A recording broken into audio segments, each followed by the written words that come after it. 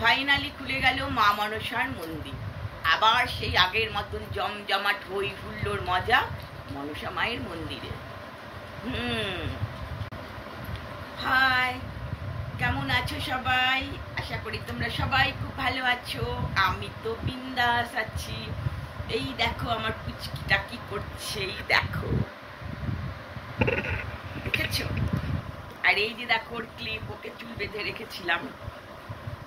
তো একটা কথা বলতে এলাম, খুলে গেছে মনসা মায়ের মন্দির। খুব আনন্দ লাগছে না শুনে? একদম না, মা এখন একটু সুস্থ আছে, একটু সুস্থ হয়েছে, তাই এখন মা মন্দিরে বসছে। তো পাক্কা 12টা বাজলেই মন্দিরের দরজা বন্ধ করে দিচ্ছে। 12টার পর একটা লোককে মা আর দেখছে না। তো কি হচ্ছে ওখানে?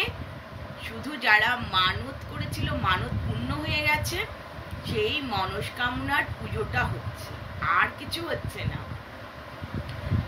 তো সেখান থেকে মা একটু সুস্থ আছে, খুব ভালো লাগছে মা একটু সুস্থ আছে। তো সেখান থেকে যখন যারা মানত পূর্ণ করতে মানে মানত দিতে আসে, তারা একটু টুকটাক ভিডিও করছে, ওগুলোকেই আপলোড করছে। তো সেগুলো দেখার পর আবার আরে বাবারি, সেগুলো দেখার পর অনেকেই প্রশ্ন করছো, মনসা মায়ের মন্দির খুলে গেছে, এখন গেলে কি মাকে দেখানো যাবে, মায়ের সাথে কথা বলা যাবে? না গো, একদম না। মায়ের সাথে কথা বলা মানে হয়েছে মাকে মনস্কামনার পূর্ণ হয়ে গেলে পুজো দেওয়া, মাকে সেগুলো টুকটাক তো কথা বলতেই হয় না, ওইগুলো হচ্ছে। তো বিগত দিনের জন্য মন্দির বন্ধ হয়ে যায়নি, মা একটু সুস্থ হয়ে গেছে, পুজোর পর থেকে মন্দির খুলবে, তোমরা ধৈর্য ধরো। তো দেখো এবার একটা কথা, এবার তুমি আমার কথাটা শুনে তোমরা হয়তো ভাববে যে তাহলে যখন মনস্কামনা পূর্ণর পুজো দিচ্ছে, 12টার মধ্যে মন্দির বন্ধ হয়ে যাচ্ছে, তাহলে আমরা চলে যাব, 12টার মধ্যে আমাদের হয়ে যাবে। একদম ওই কাজটা করো না। ভিড় হলে বেশি মা কিন্তু মন্দির টোটাল আবার বন্ধ করে দেবে। আর দেখো তুমি হয়তো আসছো, এবার হয়তো তোমার অনেক আগেই হয়তো 10 জন 12 জন দেখতে দেখতেই, কারণ 12টা বেজে যায়। মা মন্দিরে 9টায় পুজোতে বসবে, 8:30 9টায় পুজোতে বসবে, 1 ঘন্টা পুজো করতে লাগবে, হিসাব করো একটা। তারপরে সবার সাথে কথা টথা বলবে, মনস্কামনা পুজোগুলো আগে নেবে, নিতে নিতে 12টা বেজে গেলে মা মন্দির বন্ধ করে দেবে।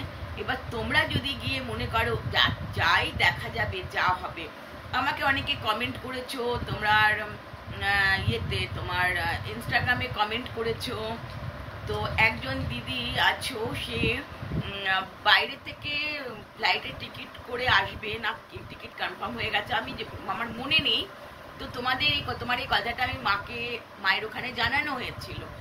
তো মা একদম টোটালি বারণ করেছে, বলেছে যে না, আমি পুজোর আগে কাউকে এরকম ভাবে আর দেখবো না, অত দূর থেকে বেকার কষ্ট করে এসো না, এখানে হোটেল ভাড়া করে। হ্যাঁ, হোটেলের কথা বলেছো না, মায়ের মন্দিরের ওখানে হোটেল পাবে না, উল্টোডাঙ্গায় হোটেল পাবে, শিয়ালদায় হোটেল পাবে। তো সেখান থেকে তুমি আসবে, এবার মাকে দেখা হলো না, তাহলে একটা কিরকম লাগবে বলো? ভালো লাগবে না। তার জন্য বলবো তোমরা একটু ওয়েট করো, একটু ধৈর্য ধরো। মা পুজোর পর আবার মন্দিরে আসবে, তখন তোমরা মন প্রাণ ভরে মাকে আবার ডাকবে, কথা বলবে। এখন ঘরে বসে মাকে নাম জপ করো, মায়ের জয় মা মনসার জয় বলো, নিজেদের মনস্কামনা বলো, দেখবে মা তোমাদের মনস্কামনা পূর্ণ করবে। তার কারণ এটা আশা মা বলেছে, যেহেতু আশা মার মুখ থেকে বেরিয়েছে, সেটা তো হবে। হ্যাঁ, একদম হবে গো। তো সেখান থেকে বলবো তোমরা একদম এসো না, একদমই না, মনসা মার মন্দির পুরোপুরি খুলে যায়নি, জাস্ট এইটুকুনি। 12টা অবধি মন্দিরে এখন মানে ওই মনস্কামনারই, মানে যাদের পূর্ণ হয়ে গেছে ওই পুজোটুকুই নেওয়া হচ্ছে। তো আর বেকার মানে কমেন্ট করে বারবার জিজ্ঞাসা করো না, এত রিপ্লাই, এত উত্তর দেওয়াও যায় না। তারপর ইনস্টাগ্রামে গিয়ে তোমরা আমাকে নক করছো, ঠিক আছে, সেটা কোনো ব্যাপার না, করতেই পারো। আমি যখন দিয়েছি এটা, তো তোমরা যাচ্ছ, সেটা ঠিক আছে, কিন্তু আমার রিপ্লাই করতে অনেক দেরি হয়। তার কারণ আমি সবসময় ইনস্টাগ্রাম ফেসবুকে যাই না, খুব কম, না যাই বললে মানে বলাই চলে, যাই না। তো সেখান থেকে বলবো তোমরা একটু ধৈর্য ধরো, অবশ্যই মা আবার মন্দিরে আসছে পুজোর পর। আর মাকে একটু সুস্থ হতে দাও, তাতে তোমাদেরও ভালো হবে।